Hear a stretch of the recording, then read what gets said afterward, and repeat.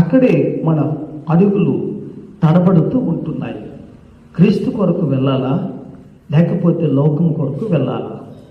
మనం ప్రభు కొరకు పరిగెత్తాలా, లేకపోతే మనము పాపము కొరకు ప్రయాసపడి పరిగెత్తాలా? ఈరోజు అనేక మంది ఒక వ్యక్తి క్రీస్తుని అనుసరించిన తర్వాత మన అడుగులు ఎప్పుడు కూడా లోకం వైపు, పాపం వైపు, సొదొమ వైపు, గొమొర్ర వైపు ఎప్పుడు కూడా పడకూడదు. మన అడుగులు ఎప్పుడు కూడా గురి వద్దకే పరిగెత్తగలిగిన వ్యక్తులుగా మనం ఈ దినం ఉండగలగాలి. ఆ విధంగా ఉంటే మన జీవితానికి మంచిది. ఈ ఆదికాండపు గ్రంథం ఈ 4వ అధ్యాయం 8వ వచన భాగంలో ఉన్న మాట ఏంటి అని మనం చూడగలిగితే, ఒక పొలము ఉంది. ఆ పొలములో కయీను హేబెలులు ఉన్నారు. ఆ పొలములో మాట్లాడుకుంటూ ఉంటున్నప్పుడు ఒక పెద్ద ఘోరము జరిగిపోయింది. ఒక పెద్ద తప్పు జరిగిపోయింది. ఒక పెద్ద తప్పిదము జరిగిపోయింది. కయీను ఏం మాట్లాడాడో తెలియదు కానీ, హేబెలు ఏ విధంగా మాట్లాడాడో తెలియదు కానీ, కయీను హేబెలులు ఒకరితో మరి ఒకరు మాట్లాడుకొని చూడగా ఆ పొలంలో ఏం జరిగిందంటే ఒక హత్య జరిగిపోయింది.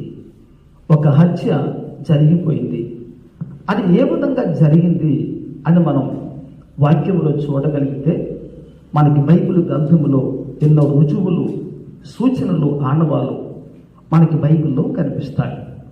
అయితే ఇక్కడ మన వాక్యంలో చూడగలిగితే దైవలేఖన భాగం మనతో మాట్లాడుతున్న మాట ఏంటంటే, వారు పొలములో ఉన్నప్పుడు అని బైబిల్ గ్రంథం ప్రత్యేకంగా ఈ మాట మనకు కనబడుతూ, మీరు బోధను ఆత్మ సంబంధంగా అర్థం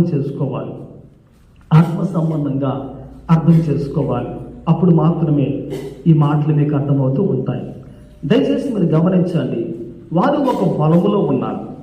ఈ పొలము ఎవరిది అని మనం చూడగలిగితే, ఈ పొలము ఆదాము పొలము అని దేవుని వాక్యం ఆ విధంగా సెలవిస్తూ ఉంది.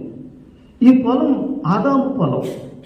పొలములో ఉన్న కయీనుది కాదు, పొలములో ఉన్న హేబెలుది కూడా కాదు, పొలములో పనిచేసే పనివారిది కూడా కాదు. ఈ పొలము ఎవరిది అని మన వాక్యంలో చూడగలిగితే ఆదాము పొలము అని దేవుని వాక్యం ఆ విధంగా సెలవిస్తూ ఉంది. ఆదాము అంటే ఎవరండి? నేటి సంఘానికి ఈ మాట ఏ విధంగా వర్తిస్తుంది అని మీరు చూడగలిగితే, ఆదాము అనగా ఎర్రని అని ఆ మాటకు అర్థం. ఆదాము అనగా ఎర్రని అని ఆ మాటకు బైబిల్ గ్రంథములో అర్థము ఆ విధంగా ఉందన్నమాట. ఎన్నో సందర్భాల్లో ఎరుపు యేసు రక్తానికి సాదృశ్యంగా ఉంది.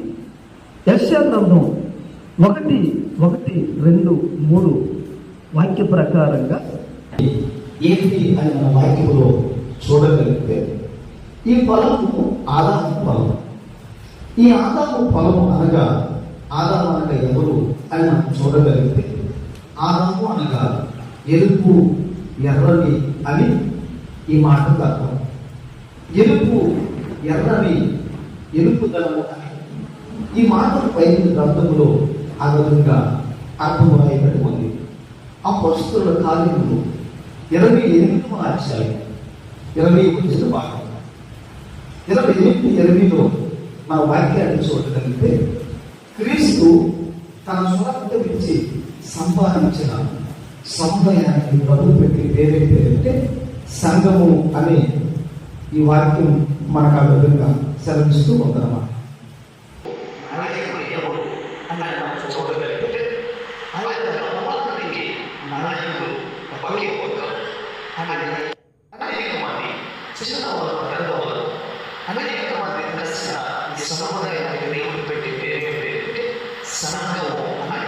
దేవుని వాక్యంలో ఈ మాటను చూస్తూ ఉంటాం. ఆ పంట సంఘం ఏ విధంగా అయింది అని మనం చూడగలిగితే, ఆ సంఘంలో మొదటి కాలంలో పేద భక్తులు పెళ్లి రోజు మన ఆహారంలో నింపబడి చేర్చబడాలి అనగా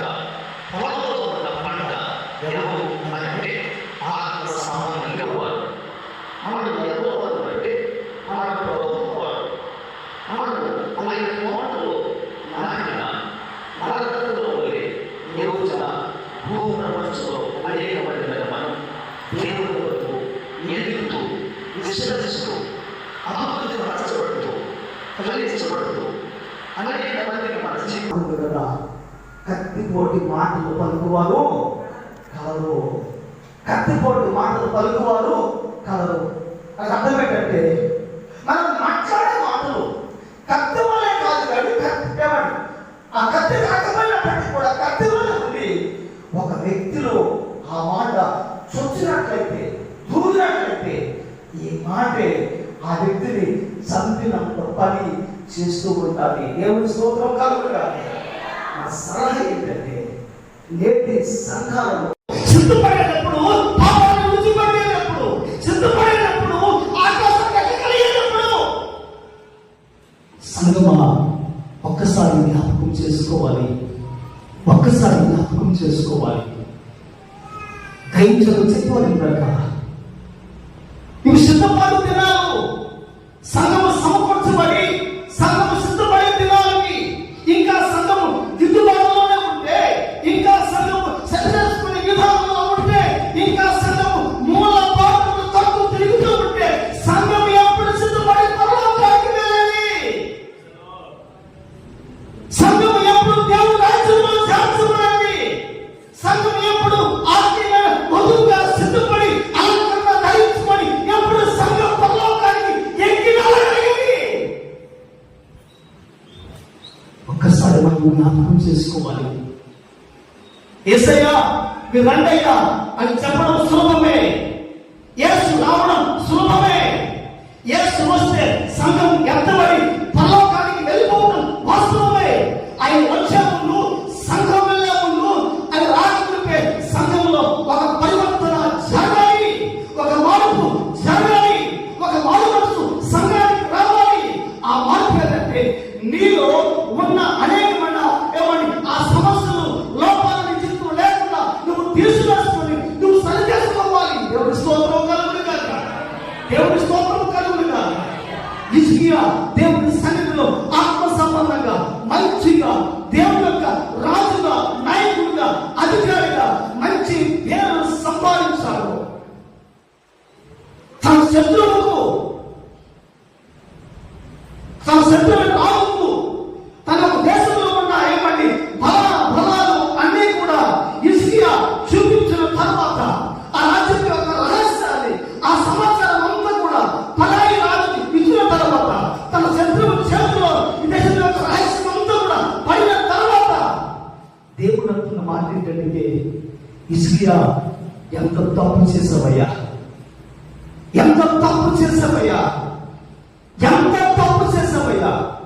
ఏ రాజు కూడా తన రాజ్యపు బలాన్ని ఏ శత్రువుకు అప్పగించడు, ఏ శత్రువుకు చెప్పడు, ఎవరితో మాట్లాడు. నీ రాజ్యంలో ఎంత ధనబలం ఉందో, జలబలం ఉందో, కాలు బలం ఉందో, ఎంత సైన్యం ఉందో, నీ బలం ఏంటో, నీ శత్రు బలం ఏంటో నీకు నీరుగా తెలుసుకోవాలి. ఎవరికి చెప్పి రాయిస్తాను కాదు. చెప్పులందున వాక్యం ఉంటున్న మాట ఏంటంటే, హిజ్కియాకు మరణకరమైన రోగం వచ్చింది. మరణావస్థలో ఉన్నాడు హిజ్కియా, పడక మీద ఉన్నాడు హిజ్కియా. దేవుని సన్నిధిలో హిజ్కియా ప్రార్థన చేసుకున్నాడు. దేవా, ఈ ఒక్కసారి జ్ఞాపకం చేసుకొని నన్ను కనికరించి నా ఆయుష్ను పొడిగించవా, నాకు మరణ ఆరోగ్యాన్ని ప్రసాదించవా, నా గతకాల పాపములు మీరు జ్ఞాపకం చేసుకొని క్షమించి నన్ను శుద్ధిగా చేయి. ఈ వాక్యను పంపి నన్ను ముట్టి శుద్ధపరిచి బాగు చేస్తామని చెప్పి దేవుని సముఖంలో హిజ్కియా అనుగుణంగా కన్నీటి ప్రార్థన చేసి గోడకు తిరిగి దేవా దేవా దేవుని చెప్పి దేవుని సముఖంలో హిజ్కియా ప్రార్థించడం ప్రారంభించాడు. దేవుని స్తోత్రం కలుగును గాక. దేవుడు కనికరం కలిగిన వాడు కనుక, దేవుడు జాలి కలిగిన వాడు కనుక, దేవుడు మనుషుల పైన మన వంటి మనసు కలిగిన వాడు కాదు కనుక తన మనస్సును మార్చుకొని కన్నీటి ప్రార్థన దేవుడు చూసి హిజ్కియా మనము దేవుడు అంగీకరించి ఆస్వాదించి ప్రవక్తను పంపించి తిరిగి 15 సంవత్సరముల ఆయుష్ దేవుడు పొడిగించాడు. దేవుని స్తోత్రం, దేవుని స్తోత్రం. అదే ప్రవక్త ముందు వచ్చి మాట్లాడే మాట ఏంటంటే, హిజ్కియా నువ్వు చనిపోతున్నావు కనుక నీ ఇల్లు నువ్వు నీ ఇల్లు చక్క పెట్టుకో, నీ ఇంటిని చక్క పెట్టుకో, చక్కదిద్దుకో అని చెప్పి ఆ విధంగా ప్రవక్త ఎస్ఐ ఆ విధంగా మాట్లాడుతూ ఉంటున్నాడు. అనగా ఒక్క మాటలో చెప్పాలంటే ఈరోజే ప్రభు వస్తే, ఈరోజే మన జీవితంలో సురక్షితం అయితే, ఈరోజే మన జీవితంలో ఇదే చివరిగానే అయితే, నేను ప్రభు రామంటే నీ ఇల్లు దేవుడి కొరకు సిద్ధపరచబడి ఉందా?